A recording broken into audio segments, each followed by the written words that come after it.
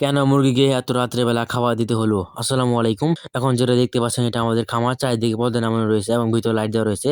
এখন বাজে মূলত রাত ১২টা বেজে গিয়েছে। তো এত রাত্রে বেলা মুরগির খামারে কেন লাইট দেওয়া রয়েছে বা কেন খাবার দিচ্ছি সেটা আগে বলে নিই। যেহেতু এখন ডিসেম্বর মাস মানে ক্লোজিং এর সময়, এই টাইমে খাবার নিয়ে সবসময় ঝামেলা হয়ে থাকে। আমরা যেখান থেকে খাবার নিয়ে থাকি বা মানে অন্যান্য সব জায়গায় দেখেছিলাম আমরা কোন জায়গায় খাবার এসেছিল না। তো আমাদের মুরগিকে ৪টার সময় মানে দুপুরের সময় যে খাবারটা দিয়ে থাকি, সেই খাবারটা এখন দিতে হচ্ছে। কারণ কিছুক্ষণ আগে আমরা খাবারটা নিয়ে এসেছি। অন্য এত সময় খাবার ছিল না। কিছুক্ষণ আগে খাবারটা নিয়ে এসেছে। আমাদের খাবারটা নিয়ে এসে আর মুরগিতে আগে মুরগিকে খাবার দিয়ে নিই। খাবারটা দেখাতে পারলাম না যেহেতু আমরা মানে খুবই তাড়াতাড়ি করে খাবারটা দিয়ে নিয়েছি। মুরগিকে দেখতে পাচ্ছি মুরগি কিরকম লাফালাফি করছে। আমাদের খাবার না থাকার কারণে মুরগি অনেক জায়গায় মুরগি চামড়ির মধ্যে দিয়ে দিয়েছে। যেহেতু মুরগিকে দুপুর সময় থেকে খাবার নেই। ৪টার সময় খাবার আমরা যেহেতু রাত ১২টার সময় দিচ্ছি মানে অনেকটা সময় মুরগি না খেয়ে রয়েছে। আমাদের খাবারটা দেওয়া হয়ে যাওয়ার পরে আমরা মুরগিকে আমরা পানিটা দিয়ে নিই। আর আরেকটা কথা বলে থাকি এরকম ঘটনা আমাদের সাথে আগে কোনদিন ঘটে নাই। আজকেই ফার্স্ট টাইম। আমাদের তাড়াতাড়ি করার জন্য আমাদের ড্রামটা ভরে আমরা লাইনের কাছে নিয়ে যাচ্ছিলাম। মুরগিকে পানি যাতে তাড়াতাড়ি দেওয়া যেতে হতে পারে। যেহেতু আমাদের সম্ভবত খাবার এবং গুঁড়ি খাবার মুরগিগুলো মানে তাড়াতাড়ি খাওয়ার কারণে মুরগি গলায় বেঁধে যাচ্ছে এবং মুরগি খাইতে পারছে না। তাই আমরা মুরগিকে তাড়াতাড়ি পানি দিয়ে নিই। বাটি ভরে পানি দিচ্ছি। কারণ আমরা আজকে বাটি তুলবো না। যেহেতু এখন রাত ১২টা বেজে গেছে। বাটি তোলার সময় নেই। মুরগিকে খাবার দেওয়া মানে মুরগি খাবার দিবে,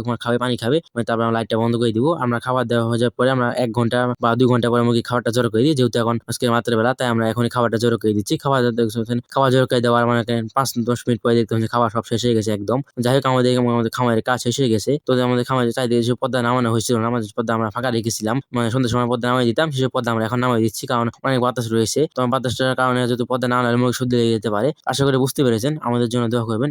আমাদের মুরগির জন্য দোয়া করবেন। আসসালামু আলাইকুম।